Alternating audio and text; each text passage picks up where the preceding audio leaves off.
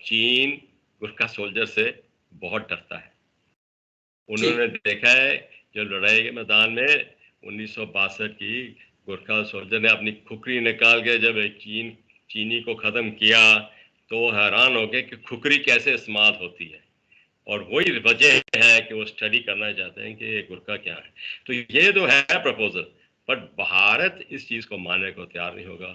हमारी फौज जो है इस चीज़ को मानने के लिए तैयार नहीं होगी, क्योंकि हमारी एकता है हमारी वर्दी में, ना कि नेपालीज गुरखा या इंडियन गुरखा। तो ये तो नहीं मानी जाएगी शर्त। और जो अभी सर्व कर रहे हैं वो बड़े मोटिवेटेड सोल्जर हैं।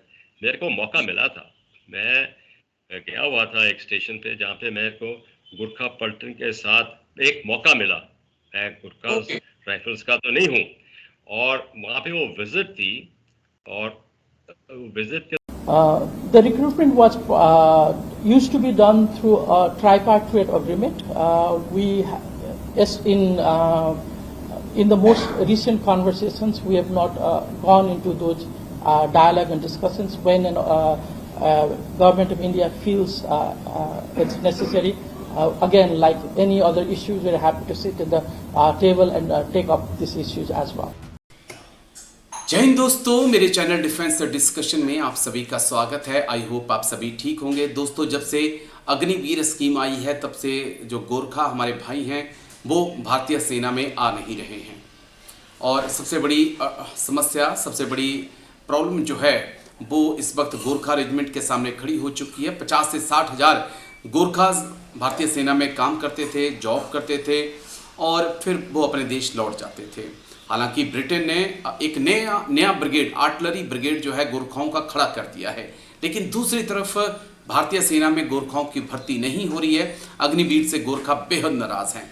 लेकिन इसी बीच नेपाल के विदेश मंत्री शिशिर खनाल ने भारतीय सेना में गोरखा सैनिकों की भर्ती और अग्निवीर योजना को लेकर बड़ी बात कही है।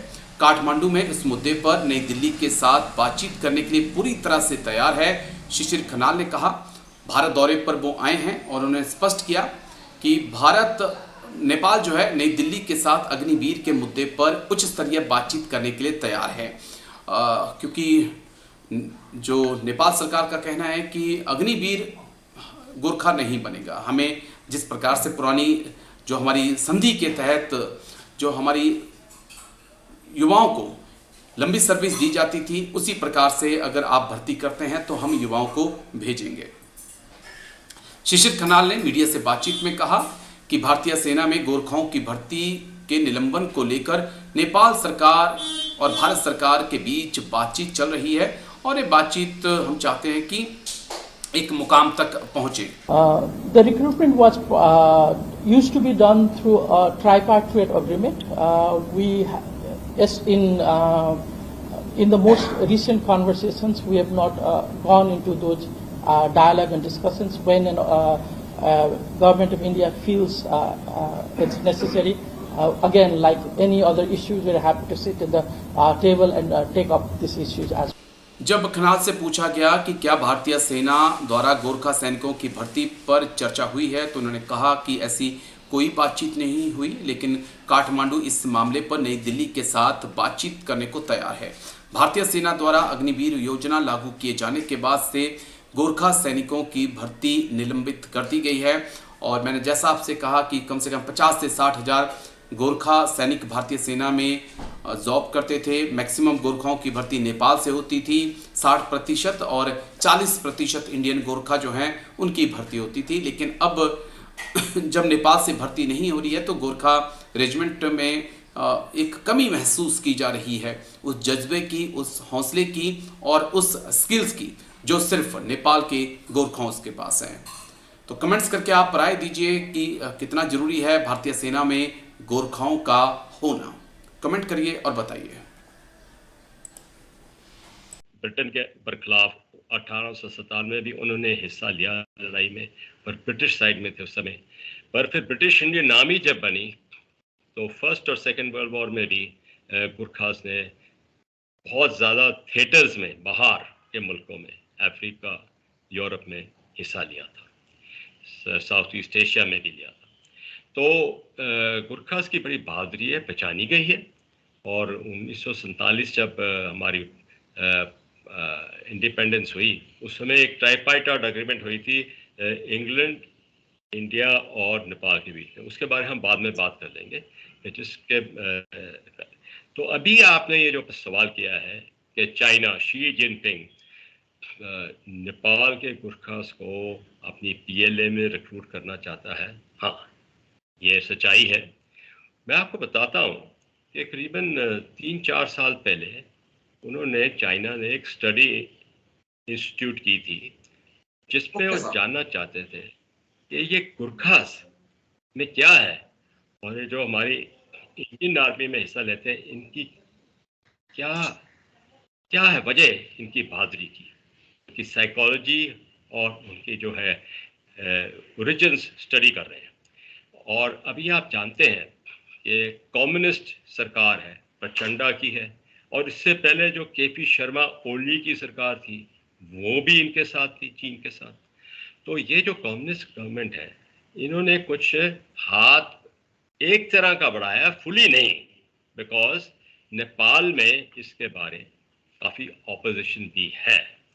नेपाल नहीं चाहता कि उनके नेपालीज फॉरेन मिलिट्री में जाएं, पर इकॉनमी और रोटी कपड़ा मकान पे जब हम आते हैं तो सिचुएशन बदलती है। अगर पीएलए एनरोलमेंट होती है उनकी, तो फिर हम आगे देखेंगे कि अग्निपथ स्कीम का क्या असर पड़ रहा है, क्योंकि नेपाल ने इस समय अपने गुरखा की रिक्रूटमेंट भारतीय फौज में बंद की है। तो हम आगे देखते हैं। ठीक है, लेकिन एक चीज और है, क्योंकि इससे पहले भी 1962 में जब मैं पूरी चीजें पढ़ रहा था, देख रहा था, तो 1962 की जब जंग हुई थी तब भी चीन ने गोरखा पावर का एहसास किया था, और उसके बाद भी उन्होंने कोशिश की थी कि गोरखा रेजिमेंट को अपनी आर्मी में एनरोलमेंट करें, लेकिन उस वक्त मौजूदा नेपाल सरकार ने मना कर दिया था। और आज एक बार फिर से उसी प्रकार की कोशिश हो रही है। तो अगर भारत के लिहाज से भी बात करूं सर, तो लगभग 40,000 के आसपास गोरखा सैनिक हैं। कुछ लोग कहते हैं कि भारत में गोरखा बस चुके हैं, हम उनकी जो, अगर नेपाल से भर्ती नहीं होती है तो हम उनकी आपूर्ति जो है यहां से कर सकते हैं। ये तर्क जो दिया जा रहा है कि हम नेपाल की जगह हिंदुस्तान में जो गोरखा बसे हैं वहां से उनकी भर्ती कर सकते हैं, ये कहां तक सही लगता है आपको? देखें, 34,000 से 35,000 नेपालीज गुरखास हमारे 7 गुरखा राइफल रेजिमेंट्स में हिस्सेदार हैं। जो 1947 में एग्रीमेंट थी उसमें था कि गुरखा रेजिमेंट्स होंगी, 10 रेजिमेंट थी, 6 भारत के हिस्से में आई और 4 गई इंग्लैंड, ब्रिटेन को, और 7वीं रेजिमेंट जो 11 गुरखा राइफल्स है वो हमने रेज की थी। तो आस्ते आस्ते क्या हुआ, ये जो अग्रीमेंट थी इसमें नेपाली गुरखा 60%, 60% रहे और 40% हमारे इंडियन गुरखास रिक्रूट होने लग गए। और ये इंडियन गुरखास जो हमारे हैं वो है उत्तराखंड, हिमाचल, सिक्किम, दार्जिलिंग एरिया, असम, ऐसे इलाकों के जो गुरखास हैं वो भर्ती होते हैं। अभी आपने ये कहा है कि इसका क्या असर है, यही सवाल है ना आपका, इसका क्या असर है राजेश?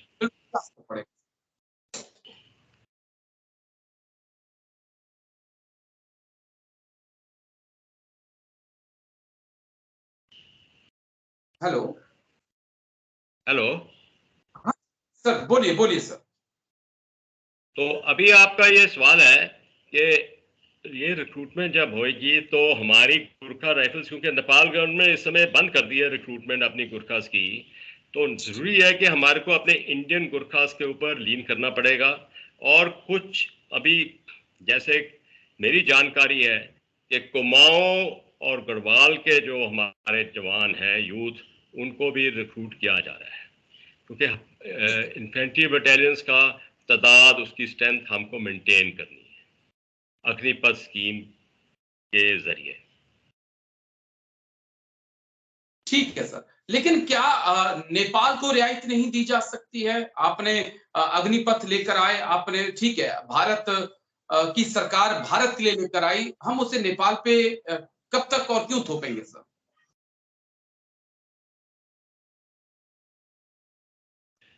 तो देखिए, इस समय भारत सरकार का जो रवैया है, कोई एक्सेप्शन और कोई डिल्यूशन अग्निपथ स्कीम में नहीं कर रहे किसी के लिए भी। और इसलिए नेपाल को उन्होंने पहले कंसल्ट भी नहीं किया। जब स्कीम अनाउंस की तो नेपाल गवर्नमेंट को बताया गया कि ये स्कीम है और आप इसको अप्रूव करें। वो नेपाली सरकार ने इस समय नामंजूर किया हुआ है। जो भारत सरकार का रवैया मैंने आपको बता दिया है, इसमें कुछ कॉम्प्रोमाइज नजर नहीं आ रहा है। तो सिचुएशन माफी चाह रहा हूं, अगर यही नेपाली गोरखा पीएलए में शामिल होकर एलएसी पर तैनात होते हैं और अगर पीएलए में शामिल होते हैं तो इस चीज को हम नकार नहीं सकते कि वो पाकिस्तान आर्मी को भी ज्वाइन कर सकते हैं, क्योंकि चीन पाकिस्तान अलग नहीं है। तो कितनी बड़ी चुनौती सामने खड़ी होगी। ये एक नया सिचुएशन, नई चुनौती जरूर पैदा होगी, क्योंकि पीएलए में अगर ये ज्वाइन करते हैं तो नेचुरली समय आएगा कि जबकि भारत और चीन की फौज लड़ाई के मैदान में होंगे और एक दूसरे का सामना करेंगे। और अगर अगले 15-20 साल में होता है तो ये भी मैं आपको बताता हूँ, मौका हो सकता है कि जो हमारी गुरखा राइफल रेजिमेंट उसमें भी नेपाली गुरखा सर्व कर रहे हैं और उधर पीएलए में भी। वैसे ही पाकिस्तान भी कोशिश कर रहा है कि हमारे पास ये गुरखा सोल्जर्स आए और उनको भी हम रिक्रूट करें। अभी ये नेपाल सरकार के ऊपर मुनासिब है वो क्या डिसीजन लेते हैं। आपको मैं बताना चाहता हूँ, जब ये माओइस्ट मूवमेंट शुरू हुई थी, इंसर्जेंसी 10-15 साल पहले नेपाल में, 40 डिमांड थे ये माओइस्ट के। उसमें से एक डिमांड था कि फॉरेन मिलिट्रीज में हमारे नेपाली यूथ नहीं जाना चाहिए। नहीं जाना चाहिए, इसके वजह भी थी कि उनको पूरी इज्जत मिलनी चाहिए। देखें, ये जो मैंने आपको बताया था कि 4 गुरखा रेजिमेंट ब्रिटेन में गई थी, उनके ऊपर काफ़ी डिस्क्रिमिनेशन रहा था वहाँ पे। बेशक पे एंड पर्क्स उनके जो थे हमारी हिंद फौज से भी ज़्यादा थे, पर जब वो ब्रिटिश पलटन में सर्व कर रहे थे, उनकी पे पेंशन बहुत कम थी। तो ये इसलिए वो नहीं चाहते कि ऐसे डिस्क्रिमिनेशन हो, और वो चाहते हैं कि हमारा जो अच्छा यूथ है, क्योंकि बहुत प्रेस्टिजियस है, फौज में आना, इंडियन आर्मी में आना एक बहुत बड़ा प्रेस्टीज गिना जाता है नेपाल में। तो वो नहीं चाहते कि ऐसे अव्वल दर्जे के यूथ जो हैं, जवान, दूसरे देश में जाए। तो ये एक सिचुएशन बड़ी लाइव सिचुएशन है। और आप जानते हैं कि चीन अभी इनके गले में आके एक तरह का अंगूठा डाला हुआ है नेपाल के पॉलिटिकल लाइफ में। देश में 5 डिस्ट्रिक्ट चीन के बिल्कुल हुकूमत में आए हुए हैं। तो आपने ये सही बोला है कि जब चीन में है तो पाकिस्तान उसका एक, मैं तो हमेशा कहता हूँ पाकिस्तान एक चीन का भी प्रोविंस है। तो इसमें कोई शक नहीं कि चुनौती हमारी फौज के लिए सामने बहुत बड़ी आएगी। ठीक है, एक चीज और सर जो मैं सोच रहा था, मेरे जहन में आ रही है, क्योंकि जब गलवान हुआ उसकी रिपोर्ट सामने आई थी, तो उस रिपोर्ट में 1-2 लाइनों में यह भी लिखा गया था कि जब गलवान में फाइट चल रही थी तो चीन के सैनिक हाँप रहे थे। जब वो माइनस टेम्परेचर में पहुंचे, इतनी हाइट में पहुंचे, क्या अपने जवानों की कमजोरी शी जिनपिंग पीएलए पहचान चुकी है? उसकी वजह से वो चाहती है कि गोरखा की इनरोलमेंट की जाए और उन्हें ऐसी जगहों पे तैनात किया जाए।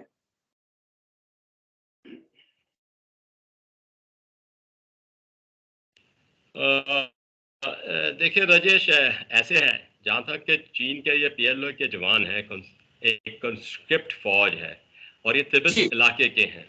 तो जो उनका जो रहना बहना है उस हाइट में, माइनस डिग्री टेम्परेचर जो हैं, वो ज़्यादा बेहतर एक्लिमेटाइज्ड हैं, जबकि हम नेपाली लोगों की भी बात करें। पर जो हिम्मत है एक फौजी होने की, अपनी बहादुरी की, वो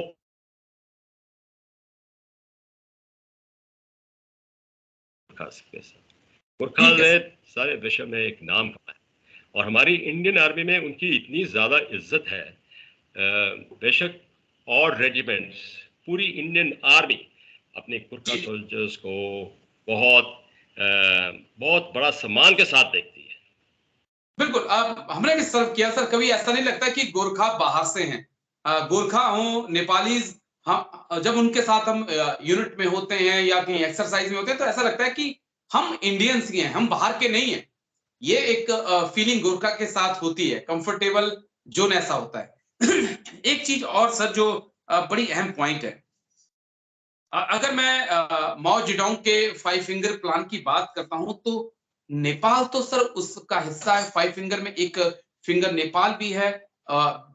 जो चीन जिस प्रकार से विस्तार बात कर रहा है उससे एक चीज तो साफ है कि आने वाले वक्त में वो तिब्बत के बाद नेपाल और भूटान पे भी कब्जा चाहेगा। तो क्या नेपाल की गवर्नमेंट इन चीजों को नजरअंदाज कर रही है?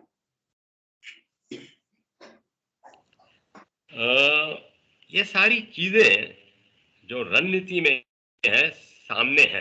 बेशक नेपाल की सरकार है, चीन की सरकार, भारत सरकार, ये रणनीति में स्ट्रेटेजिक एनवायरनमेंट में पॉलिटिकल गवर्नेंस में पहचानी गई है।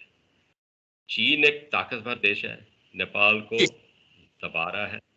और चीन ने क्या किया है कि कुछ ऐसे प्रोजेक्ट रेल रोड प्रोजेक्ट्स किए हैं, बाकी प्रोजेक्ट्स किए हैं, तो उससे नेपाली जनता भी थोड़ी उनको मतलब इकोनॉमिक सपोर्ट मिल जाती है, तो वो चीन को एक्सेप्ट करते हैं कुछ हद में।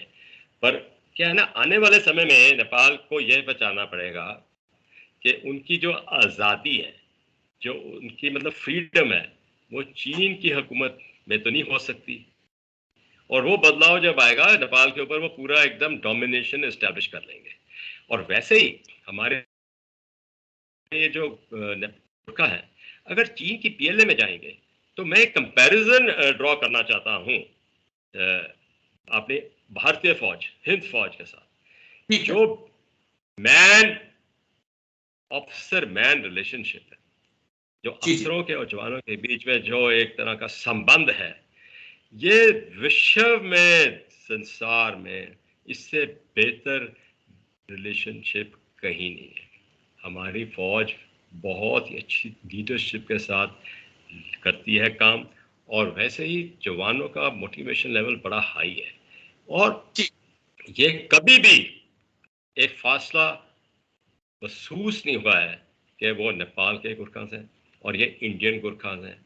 अफसर हमारे जो हैं सारे देश से हैं, उत्तर से लेकर दक्षिण, पूर्व से लेकर पश्चिम, हर तरह के हमारे पास अफसर पलटनों में आते हैं। वो सब देखते हैं कि अपनी भारत फौज है, हिंद फौज है, जी। हमारी एक और धर्म, हमारी लीडरशिप में हमारा धर्म हमारे जवानों का धर्म है।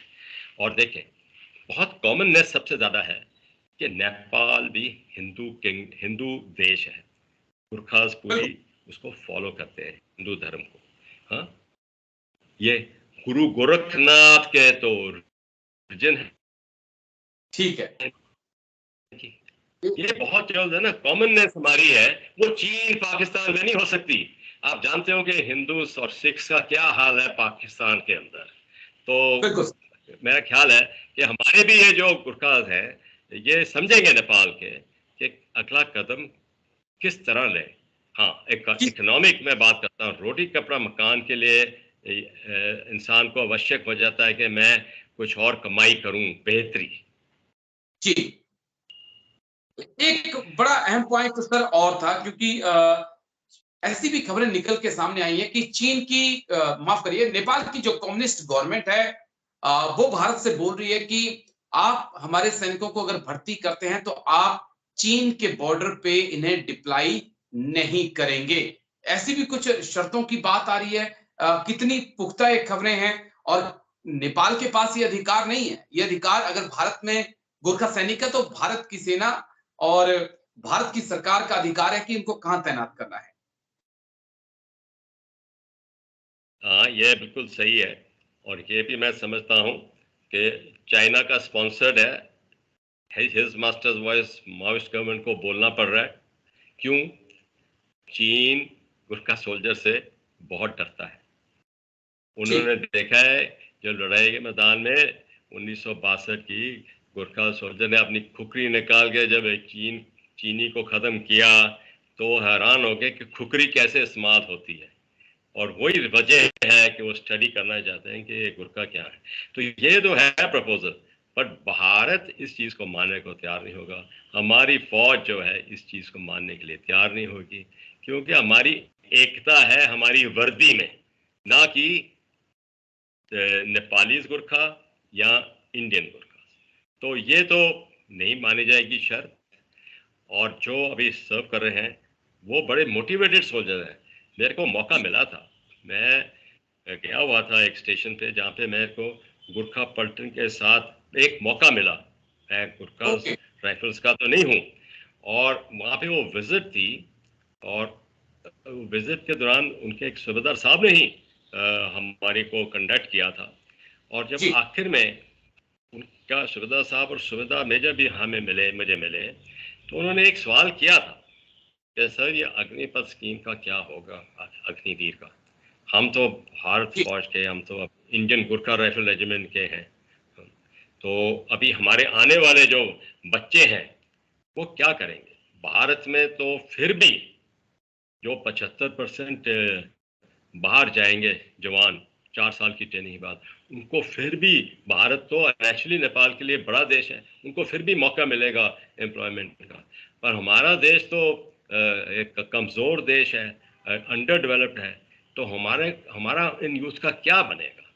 तो ये एक बड़ी प्रैक्टिकल पॉइंट सामने आया हुआ है, और मैं समझता हूँ कि हमारी रणनीति में हमारी सरकार को दोबारा इस पॉइंट को रिविजिट करना चाहिए, ताकि इंडो नेपाल रिलेशन हमारे एक स्ट्रेटेजिक विन विन फैक्टर है। ठीक साहब, मैं क्योंकि अग्निपथ पे आप आए हैं साहब, तो मैं एक चीज बहुत क्लियर कर देना चाहता हूँ दर्शकों को भी, और मुझे पता है कि आपको भी बहुत अच्छे से पता होगा। सरकार जो मर्जी बोली है, सरकार ठीक है, क्योंकि गवर्नमेंट आती है जाती है, पार्टियों के अपने वोट बैंक की बात होती है, लेकिन तमाम स्टेट में अगर आप चले जाइएगा साहब, जो कलर सर्विस करके आ रहे हैं, जो 16-17 साल सर्विस करके आ रहे हैं, अभी तक तो उनकी एडजस्टमेंट नहीं हो पाती है। वो इस देश में चौकीदारी की नौकरी करने को मजबूर हैं। तो ये कहना कि 4 साल वालों को आप एडजस्टमेंट कर दोगे, मुझे लगता है ये खुली आंखों में सपने दिखाने जैसा है। हकीकत है साहब। राजेश, जो आपका व्यू पॉइंट आप एक्सप्रेस कर रहे हो, इसमें काफी हद तक सच्चाई है। और हालांकि लेट 70s या अर्ली 80s में जो सरकार थी हमारी, उन्होंने भी बोला था कि हम इनको ऑब्जॉर्व करना है, पैरामिलिट्री फोर्सेस में कुछ वैकेंसीज होनी चाहिए, पर वो ऑनर नहीं हुआ था। अभी जब अग्निपथ स्कीम आई है, तो आप जानते हैं कि होम मिनिस्टर, रक्षा मंत्री, इन सब ने एक बहुत बड़ी एश्योरेंस दी है। इस टाइम इंडस्ट्री भी सामने आई है करने के लिए कि हम इनको एम्प्लॉय करेंगे, पर इसमें कोई शक नहीं है, जो ये 4 साल में कमाई करेगा, जो इसकी तनख्वाह होगी 40,000 के करीब जाती है, और जो पैकेज लेके आएगा, तो इस बच्चे की जो उम्मीदें हैं कि मैं 40,000 के ऊपर हूँ तो मुझे वही मिले, वो मेरे को भी इसका शक है। क्योंकि जो कुछ डिप्लोमा इंजीनियर्स हैं, कुछ ग्रेजुएट इंजीनियर्स हैं आजकल देश में, प्राइवेट सेक्टर में, उनकी भी सैलरी इस हद तक नहीं है। तो ये कुछ एक्सेप्टेंस करना पड़ेगा। हो सकता है ये यूथ को जो डिप्लोमा कोर्सेज कराना है फौज के अंदर जब है, उसमें इनको कुछ एंटरप्रेन्योरशिप के लिए जरा मोटिवेशन रहेगी, कुछ सिखलाई लेके जाएंगे, तो हो सकता है अपना हाथ वहाँ पे बढ़ाएं। बट ये मैं समझता हूँ हमारी सरकार के लिए बहुत बड़ी चुनौती रहेगी, और इसका हमें 4 साल के बाद तो कुछ यूथ जाएगा, पर मैं समझता हूँ इसका असर 8 और 12 साल के बाद ही महसूस होगा कि हम किधर खड़े हैं इस स्कीम के साथ। ठीक है सर, बहुत बड़ी बात कही आपने कि 8-10 साल बाद पता चल पाएगा कि अग्निपथ कितनी कामयाब हो पाई है। शुक्रिया सर, बहुत बहुत शुक्रिया आपका। समय देने के लिए major general SBP Singh sir. तमाम चीजें बहुत अच्छे से आपने समझाई हैं और हम चाहेंगे कि हमारे दर्शक भी इन चीजों को समझे और पता चले उन्हें भी कि नेपाली गोरखास की या गोरखा रेजिमेंट की भारत की सेना के अंदर क्या इंपॉर्टेंस है। जाते जाते सर मुझे लगता है एक पॉइंट छूट रहा है, एक इंपॉर्टेंस गोरखा की भारतीय सेना के अंदर सर, उस पर एक आखिरी टिप्पणी चाहूंगा। मैं 2 पॉइंट ऐड करूंगा। एक आपने बोला है, मैं आपने को बताया था कि जो सामान हमारी गोरखा राइफल रेजिमेंट्स का है और नेपाली गोरखास का है, हम उनको बहुत उचित समझते हैं। हमारे अफसर और बहुत उचित समझते हैं और हमारे को उनके ऊपर बहुत फक्र है। क्यों? बहुत ईमानदार है, बहुत लॉयल है, बहुत शक्तिशाली हैं और उन्होंने लड़ाइयों के दौरान में और डे टू डे एडमिनिस्ट्रेशन में अपने आप को बहुत माहिर तरीके से पेश किया है। उनकी इज्जत मैं समझता हूँ अगर उतनी नहीं है तो ज्यादा ये इंडियन सोल्जर्स से, ये है नेपाली गुरखास की स्टैंडिंग हमारे देश के, हमारी फौज के अंदर, और उनको हम गिनते हैं कि बहुत बेहतरीन सोल्जर है। और इतनी इज्जत मिलनी नेपालीज गुरखास भी इसको समझते हैं और हमारी तो वहां पे टीम्स हैं जो जाती हैं हर साल इनकी। ओके सर, ताकि इनको मुश्किलात ना हो। मैं एक पॉइंट ऐड करना चाहता हूं कि ये बड़ा जरूरी है। 1947 की मैंने जिक्र किया था, ट्राइपार्टाइट एग्रीमेंट जो हुई थी, उसमें जितने भी अभी ये एग्रीमेंट थी उसमें कुछ कमियां आ गई थी। जैसे मैंने आपको बताया कि ब्रिटेन उतनी पेंशन पे नहीं देता था। पेंशन भी इन्होंने 1997 में आरंभ की, जब बहुत प्रोटेस्ट किए। 10 डाउनिंग स्ट्रीट पे भी जाके Gurkha soldiers, British Gurkha soldier ने प्रोटेस्ट किए। 1997 में 1997 में इन्होंने वो पेंशन लागू की है, बट 1947 से ये 40 साल तक 1997 तक नहीं दी है। ये एक बड़ा सोर पॉइंट है और उनको डिस्क्रिमिनेट किया जाता है, जो कि हमारी फौज में नहीं है। पे, पेंशन, रोटी, कपड़ा, मकान सारा बराबरी का है। एक बहुत बड़ी बात है कि इंसान को जब इज्जत मिलती है, बहुत बड़ी चीज है। अभी नेपाल भी सोच रहा है कि ट्राइपार्टाइट एग्रीमेंट को रिविजिट किया जाए। उसमें उन्होंने ब्रिटेन को बोला है कि हम दोबारा करें नेगोशिएट, उन्होंने डिक्लाइन किया है। अच्छा, वैसे ही हमारे को भी वो बोल रहे हैं कि रिविजिट करो। आपने साइड स्टेप की हुई एग्रीमेंट, 60% हमारे नेपाली करके 100% से है, अभी अग्निपथ कर दी है। तो मैं समझता हूँ, इसलिए मैंने बोला कि हमारी सरकार को भी बहुत धीरज से इस मसले को के ऊपर पेश आना चाहिए और इंडियन आर्मी का व्यू, जो कि एक बहुत स्ट्रॉन्ग व्यू होगा इसके ऊपर, उसको शामिल करना चाहिए। ठीक है सर, चलिए शुक्रिया sir, thank you. Major general SBP Singh sir, बहुत बहुत शुक्रिया आपका। जय हिंद सर, इतने अच्छे से इन तमाम चीजों को समझाने के लिए, क्योंकि बहुत सारे लोग हैं सर जिन्हें इन चीजों को पता नहीं है। बहुत बहुत शुक्रिया सर, जय हिंद सर।